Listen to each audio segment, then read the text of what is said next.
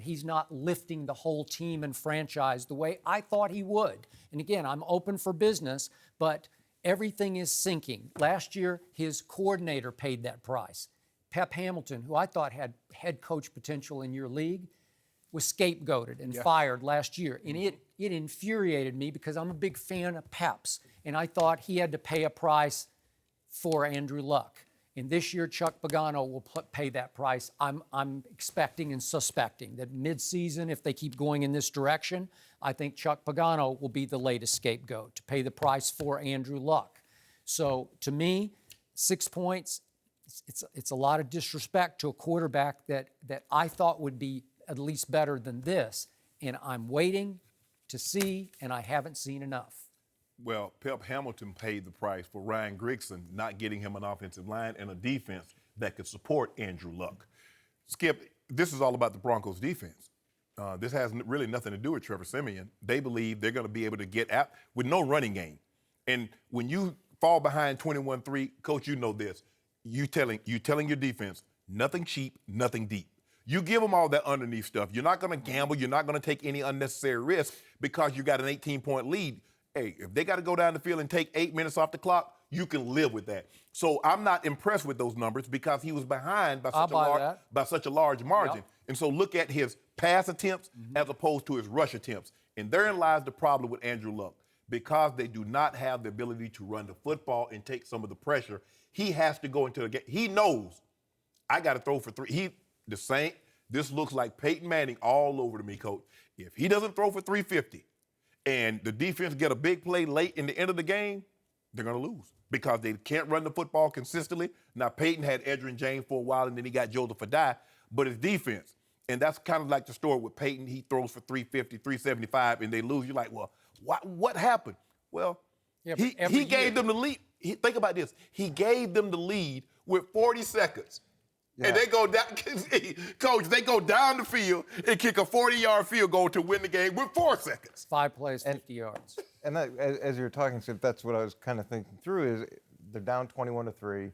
He has a 2-minute drive at the end of the first half. He's got a 2-minute drive at the end of the game, and he brings the team back. He puts the team in a position to win with 47 seconds left. Right. And when you look at this guy's career, he took him to the playoffs his first 3 years, led the league in touchdowns, what was it, 2 or 3 years ago with 40 touchdowns and 12 picks. I mean, he's a really, really good player. And I do believe that the line reflects the fact that it's in Denver, reflects that Denver's defense did as well as they did against Cam Newton. You know, the 3 sacks last week for Indianapolis. That, you know, there's going to be some pressure on Andrew Luck, you know, based off that. So the line reflects the whole situation, not Andrew Luck versus Trevor. I kind of wish it would come down to that. You know, as if you could just put those two together, no disrespect. You know how many times Peyton Manning, with little to no running game, average at best defense, not even a great bunch of receivers. He had one great one for sure, but not a great group. Do you know how many times he took them to the #1 overall seed? Now, he didn't cash that seed in often enough in the postseason. He was special. But, hey, he won a whole lot of games that I don't see Andrew Luck winning yet. This is his 5th year, and maybe he deserves another pass. But I think a lot of people who dug in early on him before the draft and said he's going to be special keep hanging in. It's the offensive line's fault. It's the defense's fault. There's no running game. And I'm waiting for him to lift a franchise the way again, I'm going to the top of the list, and you know him well. You saw him up close and very personally. But Tom Brady makes everybody better around him. Tom Brady keeps winning with a makeshift offensive line. They were down their 3 best offensive linemen. Obviously, that wasn't Tom Brady, but even last year, you saw what they did. I don't know how they did it. Half the time, it was second and third teamers across the front trying to protect him, right? And Coach also saw what happened when it came down to it, when his offensive line couldn't protect him, and Denver got after him and hit Tom Brady 20 times. Tom Brady has never been hit 20 times in a ball game. So at the end of the... And they still had a chance to pull it out. You got... If you look at his early part of his career, he won 11 games the first 3 years he was in the league, which is hard to do. Peyton won 11 games. Yeah, he didn't win those games early. The first year. First year, yeah. The And first then they year, started winning like crazy. yeah, yep. And we played him all those years, and I have tremendous respect for Peyton. I think as you look at Andrew Luck, he's going to continue to get better as well. Everybody that I've talked to that's coached him and dealt with him talk about his intelligence, his work ethic. He's going to build on these reps and mistakes that he made in the past. I think he'll improve on. And you've got a guy with tremendous talent who's already been productive, with now experience and ideally continuing to get support. I think you're going to see what we saw in the past from Peyton Manning. I think the difference between those two, Coach, is that outside of Peyton's first year, he was not a turnover machine. Andrew Luck turns the ball over an awful lot. If your defense is bad, you can ill afford to put them right back on the field after they've come off the field. That's the one thing, and as you mentioned, Skip, you like the Cowboys. Yeah, we know they're not that strong, and so the thing is you want to be able to run the football. But if you don't have a running game, you have to throw the football. And if you throw the football, you get a couple of incompletions or you get a pick, the unit that you do not want to be on the field is right back on the field. So if he can cut down on his turnovers, that's the thing. 40 interceptions, 40 touchdowns are great, but you compare that with 20 interceptions, that's not a good season. But I do think that's something that you can improve on. Yeah. You can make better decisions. And when you don't feel like the weight of the world is on your shoulders and you have to make every play that you've got to, every time you're on the field, you've got to score. Right. That's, to me, where you get into a lot of trouble because you're pressing so hard, you're trying to make plays that aren't there.